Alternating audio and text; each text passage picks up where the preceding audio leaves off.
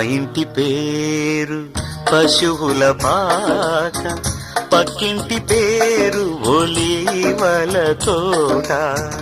మా ఇంటి పేరు పశువుల పాక, పక్కింటి పేరు ఒలీవల తోట. ఎదురింటి పేరు కల్వరి కొండ, మావాడ పేరు సియోను కోట. మా ఇంటి పేరు పశువుల పాక, పక్కింటి పేరు ఒలీవల తోట.